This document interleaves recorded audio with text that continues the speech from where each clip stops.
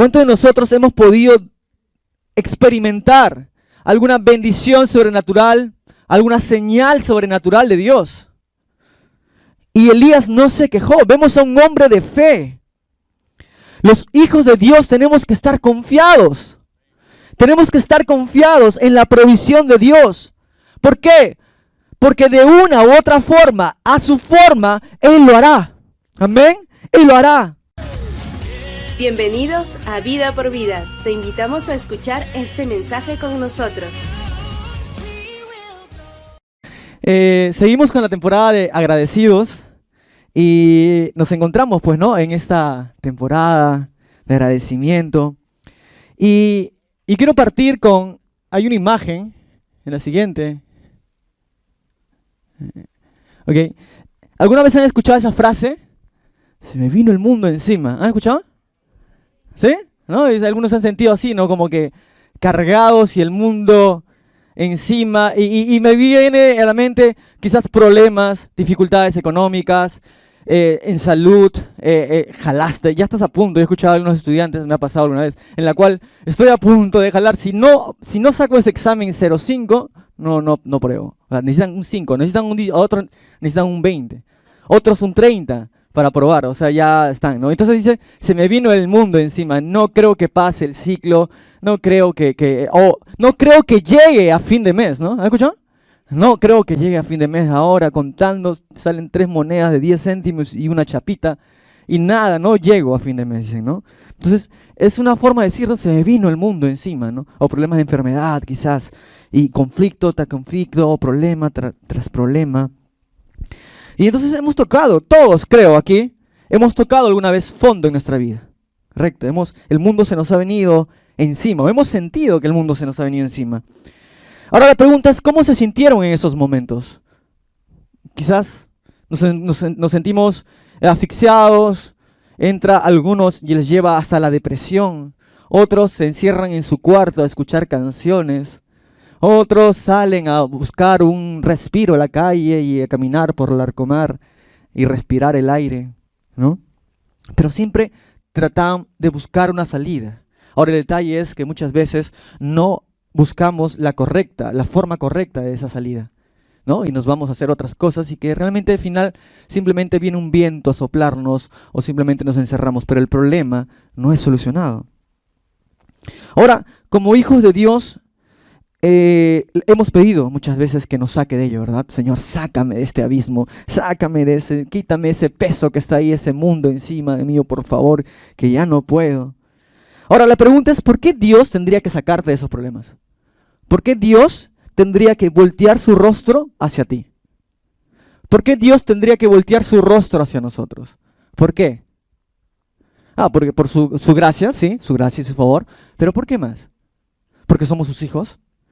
Ahora, la pregunta es, ¿realmente alguna vez, como estuve predicando en la conferencia de varones que estuvo buenazo, ¿verdad, varones? ¿Amén? Sí, ya justo han venido los 4 varones que han estado, los demás no han venido, creo, ¿no? Y, ¿verdad, varones? Amén, 5. Ok, entonces, pero comentaba que Dios puede voltear su rostro, ¿recuerdan, no? Dios puede voltear su rostro cuando no hay santidad en nuestra vida. La palabra de Dios muestra que Dios puede voltear su rostro cuando ve iniquidades, cuando ve maldad, cuando no ve santidad en nuestras vidas. Ahora, Hebreos 11:6 dice, sin fe es imposible agradar a Dios, porque es necesario que el que se acerca a Dios crea que le hay y que es galardonador de los que le buscan. También dice Hebreos 12:14 que sin santidad nadie verá a Dios.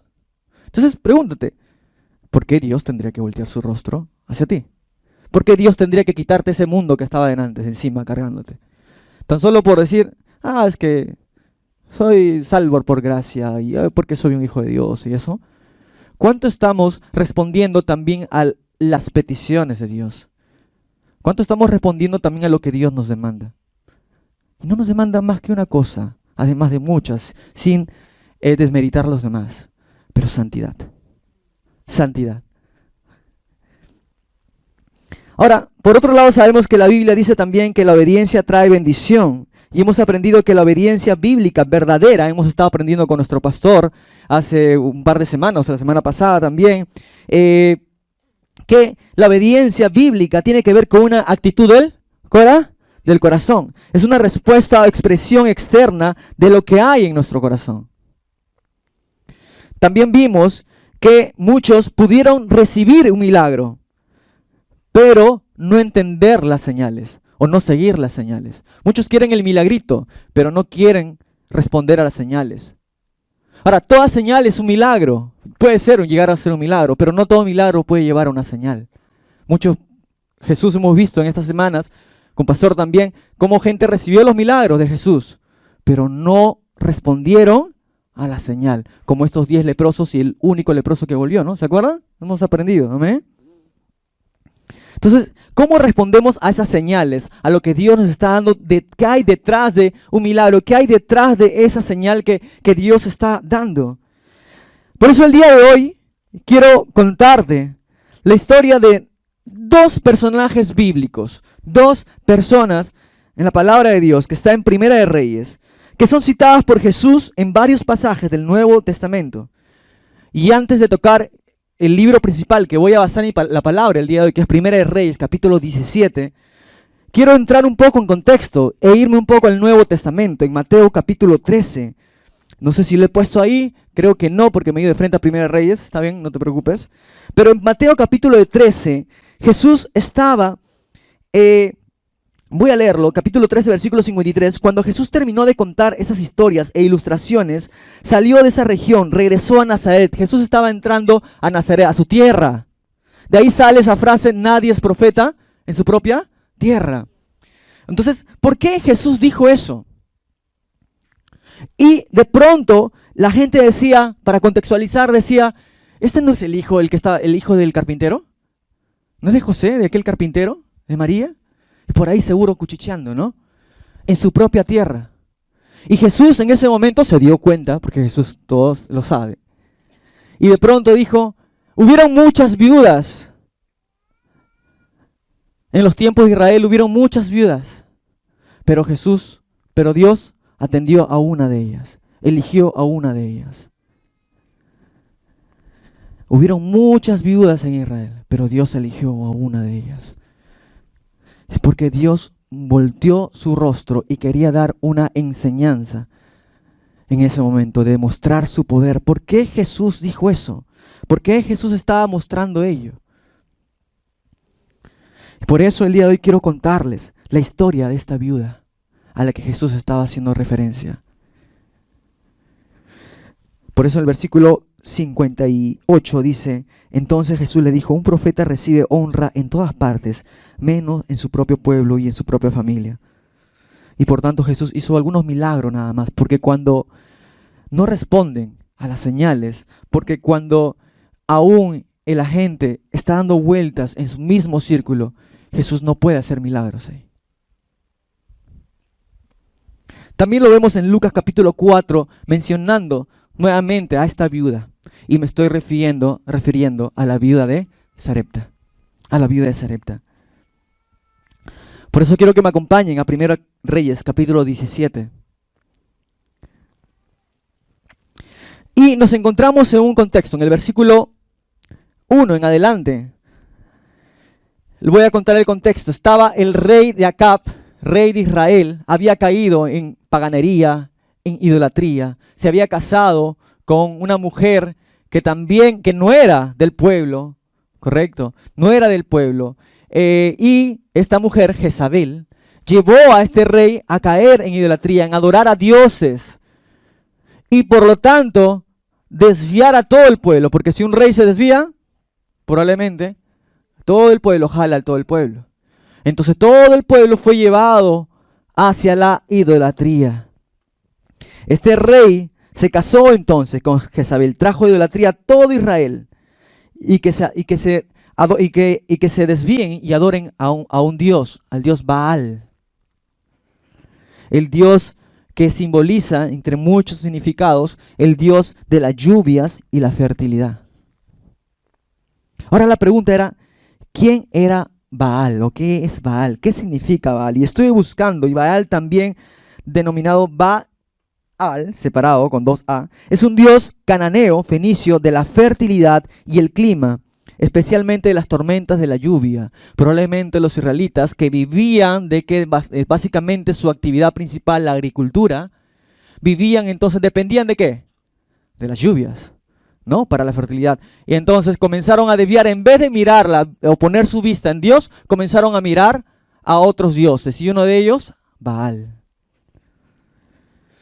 El espíritu de Baal entonces significa Señor de riqueza, de abundancia, Señor con S minúscula, el Dios con D minúscula, de la riqueza, de la abundancia. Es un espíritu que puede traer, entre comillas, riqueza y abundancia. Ahora, ¿por qué estoy entrando a 1 Reyes capítulo 17? Porque quiero mostrarles que es en 1 Reyes capítulo 17, versículo 1, donde aparece un personaje llamado Elías. El profeta Elías. Aparece por primera vez Elías, un profeta cuyo nombre significa Jehová es Dios. Enviado por Dios para enfrentarse al baalismo. De pronto aparece y confronta a Acab. Y le dice que va a dejar de llover, va a parar la lluvia por 3 años y medio para mostrar su poder. Y esto lo cita en Lucas 4, que menciona el tiempo, 3 años y medio. Y por otro lado, también voy a hablar sobre la viuda de Sarepta. 2 personas que respondieron en obediencia a Dios. Correcto. Entonces Elías hizo que se detuviera por el poder de Dios, el mensaje de Dios, enviado por Dios. Sabemos qué significa enviado por Dios. Se detuvo la lluvia y vino sequía en Israel 3 años y medio. Por eso Dios, en medio de la sequía, ahora Dios quería mostrar su poder. Porque Dios muestra su poder en medio de la sequía. No a nuestra forma, sino a la forma de Dios. No a nuestra manera, sino a su manera.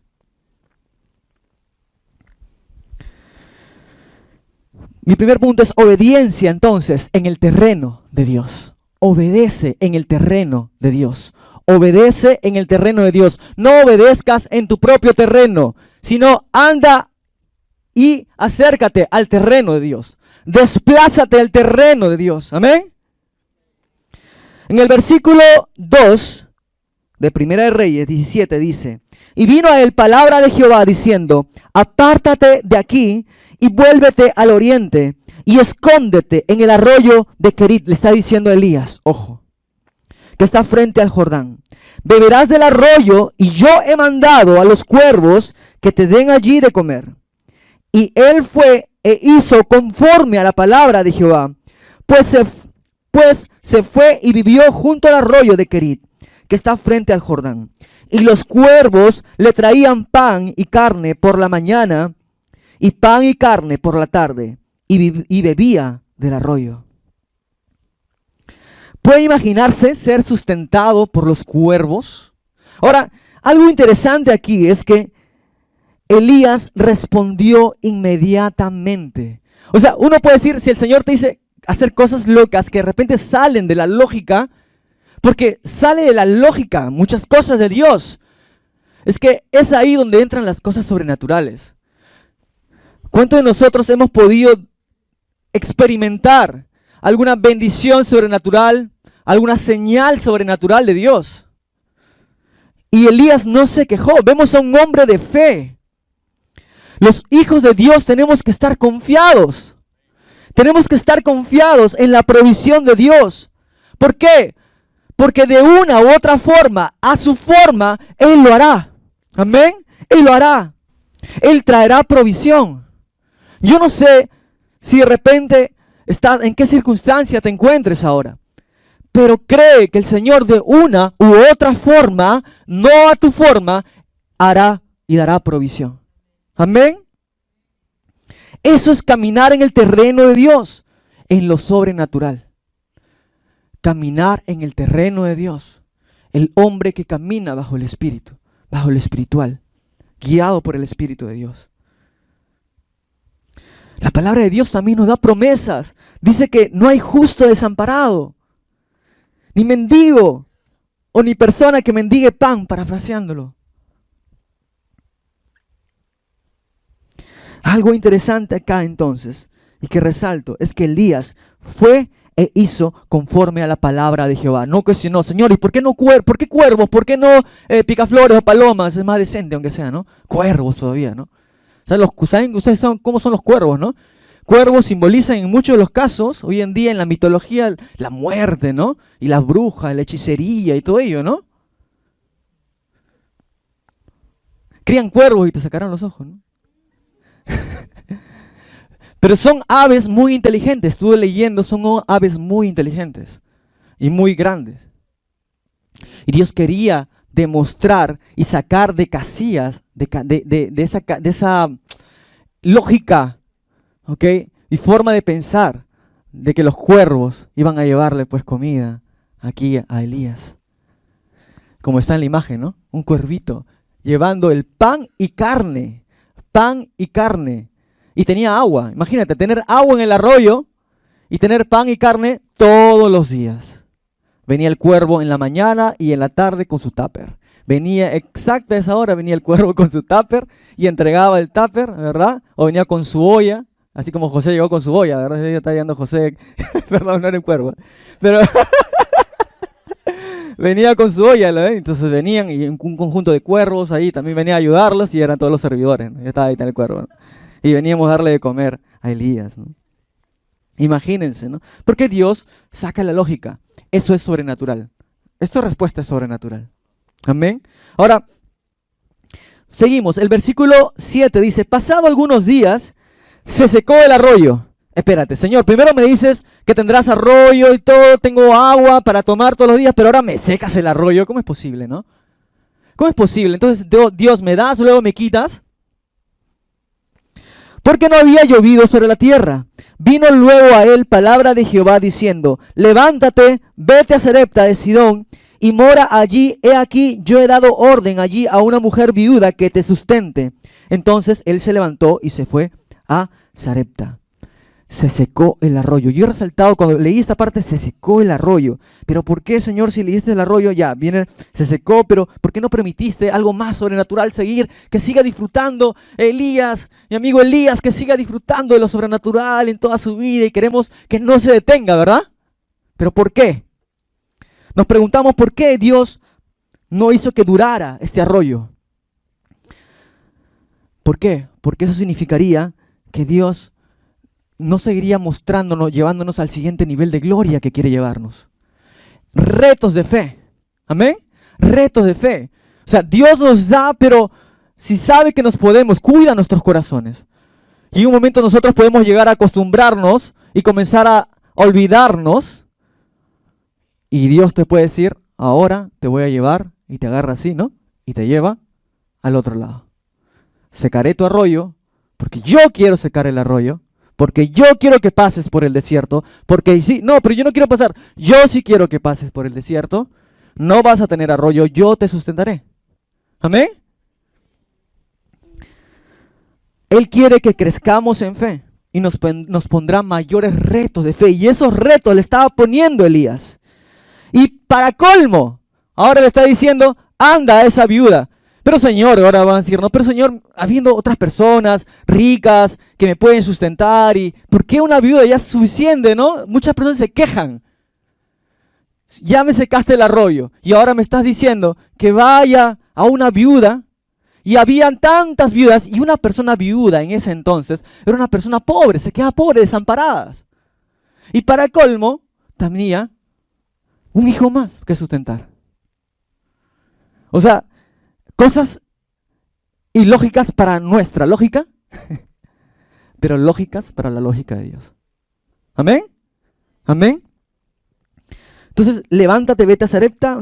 Y lo interesante acá dice que Dios dio ya la orden a una mujer viuda. Si nosotros ahora que vamos a avanzar, esa mujer probablemente en su razón no era una mujer no creyente.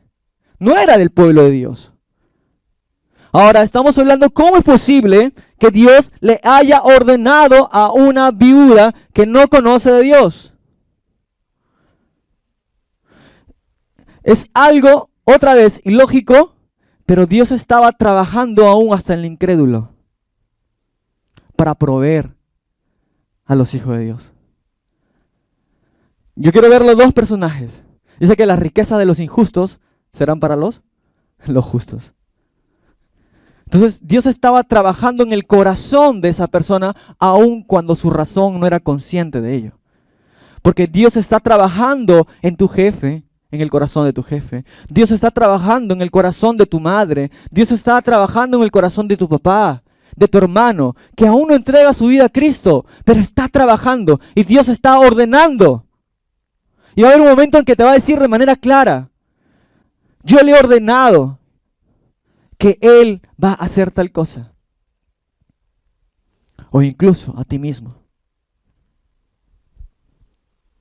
Anda a la viuda de Sarepta para que te sustente. Sarepta, o sea, otra sorpresa. Sarepta encima. O sea, ya, arroyo, viuda, me secaste el arroyo, ahora una viuda, de tantas viudas, habiendo personas ricas, y encima, Sarepta. O sea, ¿dónde más, Señor, me quieres llevar? Pero Elías, sí, Señor, como el soldado que estaba, ¿no? Delante. Sí, Señor.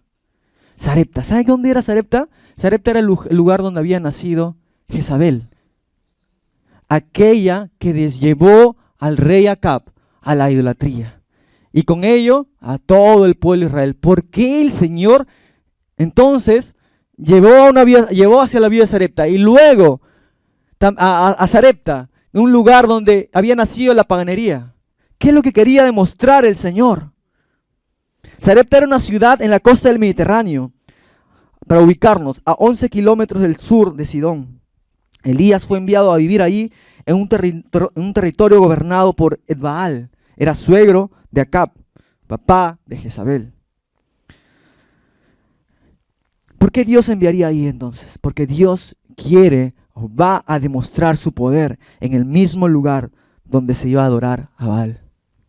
Él quería demostrar su poder para demostrar que ustedes, pueblo de Israel, les voy a dar una lección. Que en medio de ustedes su idolatría voy a enseñarles que una mujer que aún no siendo del pueblo de Dios nos va a dar una lección. Y voy a demostrar en el mismo terreno que así como yo di la sequía, así como yo doy, o así como yo quito, yo también doy. Amén. E iba a demostrar su poder en medio y romper justo a ese pensamiento, a ese Dios de la lluvia y la fertilidad.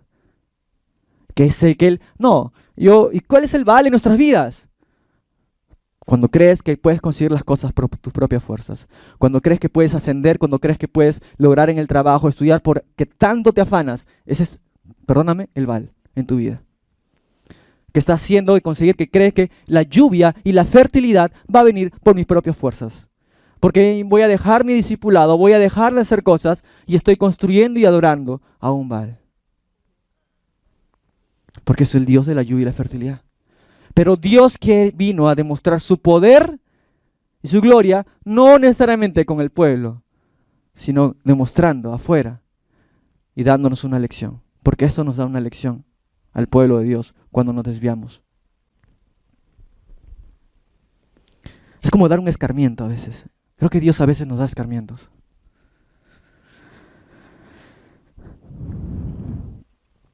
Elías no cuestionó entonces en ningún momento esas dos órdenes. Él simplemente lo hizo. Señor, sí, Señor, sí, Señor. Ahora, la pregunta es, ¿a dónde te está diciendo Dios que te muevas? No sé si ese año o el próximo año, o realmente estás seguro que Dios te está enviando a ese lugar, o te está diciendo no, o te estoy llevando a otro lugar. Tienes que rechazar un trabajo porque no es de Dios, porque te va a alejar de Dios. Pero me va a dar prosperidad. El Baal, cuidado. Dios no trabaja siempre entonces bajo lo predecible de nuestra mente, sino bajo lo sobrenatural. Amén. ¿Qué sucedería si Dios, como Elías, te dice, anda a ese lugar, no ganarás como tú quisieras, pero yo te sustentaré? O te dice, entrégame eso que tú mucho valoras. Duro, ¿verdad? Duro. Pero ¿cómo responderíamos? El hombre de Dios no se mueve entonces donde le conviene, sino a donde Dios lo envíe. Mira, el hombre de Dios o mujer de Dios no se mueve donde le convenga o donde le conviene, sino a donde Dios lo envíe. Amén. Segundo punto, obediencia pese a tu condición trae bendición. Obediencia pese a tu condición trae bendición. Ahora ya nos encontramos con otro personaje. Ya no es un hombre o una mujer de Dios entregables, sino una mujer que tiene dudas. La historia, entonces, la otra cara de la moneda. El Señor dijo que había ordenado a esa viuda, la viuda de Sarepta, a dar de comer a Elías. Ahora, esta mujer, contextualizándonos, sabemos una mujer viuda con un hijo, no tenía recursos. Había tocado fondo, ¿no? O sea, así como ese niñito, ¿no? A veces miramos nuestra condición, ¿no? No voy a bajar de peso, ¿no? No, mira, mi barriga, esta barriga no baja ni con... Pobre bebé, ¿no? ¿Verdad? Miran su condición, esa mujer miraba su condición. Pero el Señor dijo que había ordenado entonces a esta viuda a dar de comer a Elías. ¿Cómo así? Esto realmente, como digo, es sobrenatural. Tantos testimonios de provisión inesperada. Por ejemplo, a mi esposa nos ha tocado algunas veces vivir cosas sobrenaturales. Por ejemplo, ahorita que recuerdo el nacimiento de mi bebé es sobrenatural para mí. Es sobrenatural. Años orando por mi hijo. Años. Cosas que dijimos, ¿por qué? Hicimos las pruebas de fertilidad, estábamos correctos en tema de fertilidad, no había problemas. Entonces, ¿por qué no salí embarazada? Bueno, eran los tiempos de Dios. Pero yo seguía clamando. E íbamos a hacer algo a nuestras fuerzas. Íbamos a tomar un camino con nuestras propias fuerzas. Pero días antes, yo estaba en el trabajo y el Señor me da con la sorpresa, ¿no? Yo estaba justo dando una capacitación en mi trabajo y me da la sorpresa a mi esposa y me muestra pues el aparatito ese del embarazo, ¿no? El test de embarazo. Y yo dejé y le dije, perdóname, y comencé a gritar y todas las chicas que estaban capacitando, ¿no? Y dijeron, ¿qué? Felicitación, y todo fue una algarabía, ¿no? Entonces, para mí fue sobrenatural, es algo inolvidable. Para mí fue sobrenatural porque fueron años de clamor a Dios. Ahora, en el versículo 12 dice, y ella respondió, vive Jehová tu Dios, que no tengo pan cocido, solamente un puñado, dijo la viuda. Un puñado de harina tengo en la tinaja y un poco de aceite en la vasija. Y ahora recogía 2 leños. Estaba yendo a recoger leño. Estaba recogiendo leña la mujer. Sus últimas leñas para cocinar su último probable pan. Para su hijo y para ella. Y algo interesante aquí dijo, para prepararlo para mí y para mi hijo. Porque para que lo comamos y nos dejemos morir. O sea, esta mujer ya había tocado fondo. Ya había tocado fondo.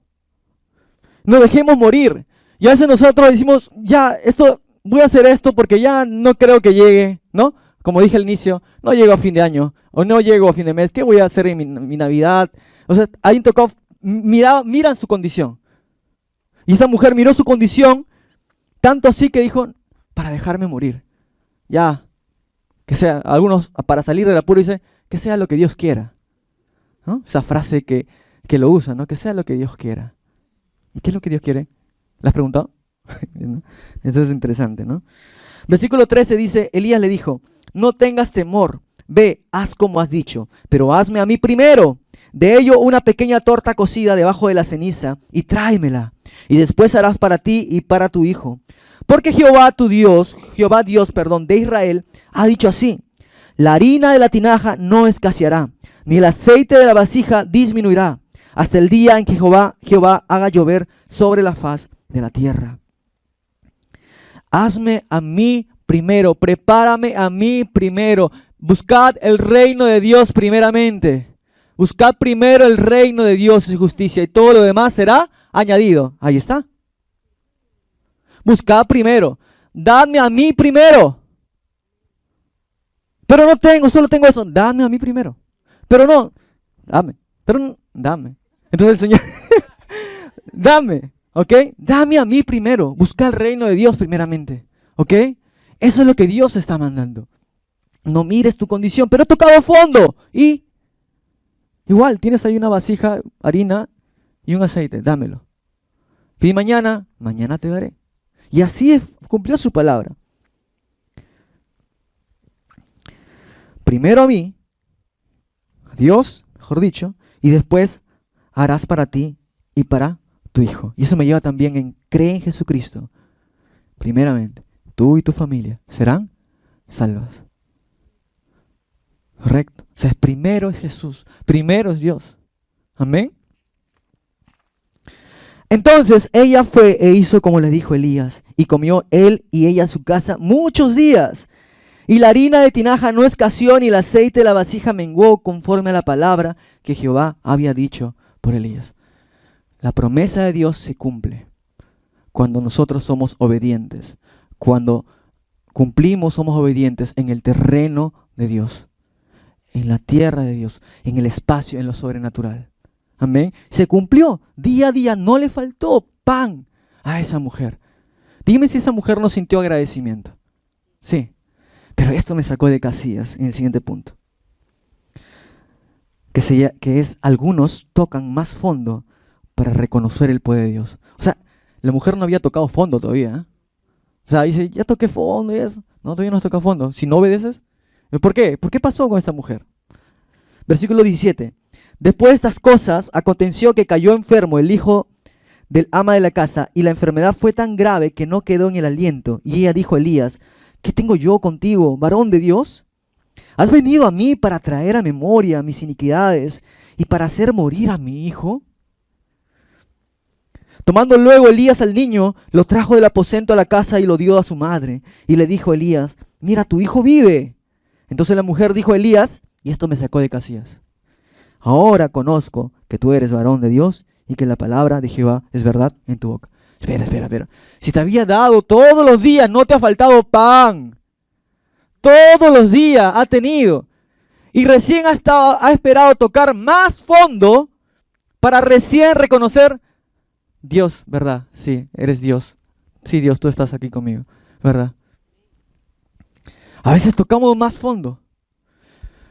El mensaje del día de hoy es, no esperes tocar más fondo para reconocer la voz de Dios y lo que te está ordenando. O sea, como hijo de Dios, o vuelves así limpiecito, sin ensangrentado por obediente, o vuelves ensangrentado, pero vuelves. Porque todo lo que salen de Él, vuelven a Él. Porque todo lo que viene de Él, vuelve a Él. Como sea, limpio, ensangrentado, pero vuelves a Él. Así que esta mujer volvió, pero ensangrentada. Volvió, tocó fondo. Perdió a su hijo. Y recién cuando vio recuperando a su hijo vivo por Elías, clamando por su hijo, recién dijo, reconozco que tú eres un varón de Dios. No esperes tocar fondo, hermano. No esperemos tocar fondo, solo obedezcamos. Estamos en la temporada de acción de gracias. Y no seamos, muchos sacamos buena historia de esta mujer de Sarepta. Y es verdad, vemos su fe, vemos también su entrega, porque hubo fe en el inicio. Pero también nos da una historia de que a veces no reconocemos que Dios está trabajando en nuestras vidas cuando recién tocamos fondo. Te invito a que te pongas de pie, por favor.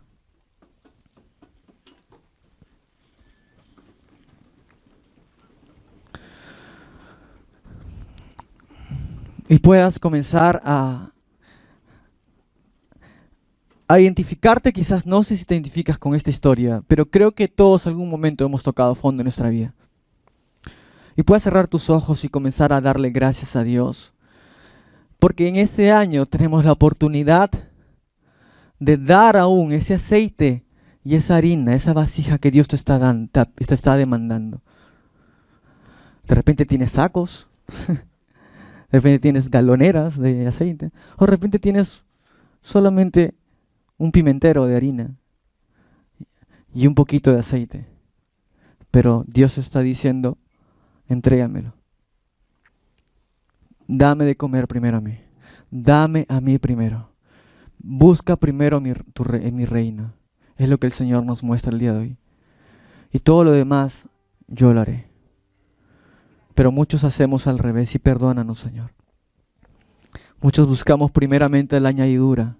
Muchos buscamos por nuestras propias fuerzas llenar nuestros aceites, llenar nuestras vasijas de harina. Para gloriarnos a veces nosotros de nuestras propias fuerzas. pero te pedimos perdón, Señor. Queremos en esta mañana echar fuera a ese Dios Baal, a ese baalismo, Señor, que ha querido entrar o ha entrado a nuestra casa, que ha entrado, Señor, a nuestras finanzas y que nos ha llevado a desviarnos, Señor. Y que el día de hoy hemos aprendido, Señor, que aún tú puedes voltear tu rostro, Señor, y darnos una lección, Señor, un escarmiento. Pero yo no quiero, Señor, yo no quiero llegar a tocar fondo para recién decirte y obedecerte. Te pido perdón, dile al Señor, si has tenido algún Baal en tu vida. Si comienzas solo a mirar tus cuentas y no comienzas primero a mirar a Dios, que Él es el dueño de tus cuentas, que es el dueño de todo lo que haya generado. A Él le pertenece. Queremos ser agradecidos, Señor. Queremos ser como Elías, obedientes, inmediatos, porque obediencia inmediata no es obediencia. Y queremos ser como Él, Señor, de obedecer y ver lo sobrenatural, de cómo sustentas a aquellos que son tuyos, Señor. Gracias, Padre Santo. Gracias por esta mañana, Señor. Gracias por cada hermano, hermana, Señor, que en este tiempo, esta temporada de agradecimiento, vamos, Señor, a responder, Señor, de inmediato a lo que tú nos estás llamando, y es dar primero a ti, Señor. Para ti, Señor. Eres a quien debemos responder primeramente, Señor. Y tú llenarás, Señor. ¿Cómo? Tú lo harás, Padre Santo. ¿Cuándo?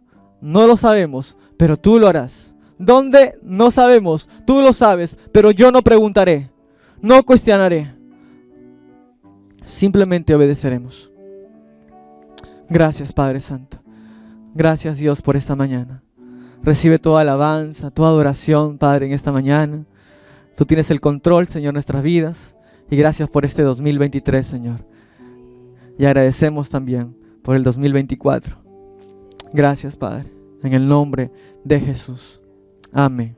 Amén. Dale un aplauso fuerte al Rey de Reyes. Si te gustó este mensaje, te invitamos a suscribirte a nuestro canal. Nosotros somos Vida por Vida de Lima, Perú, honrando a Dios y haciendo discípulos.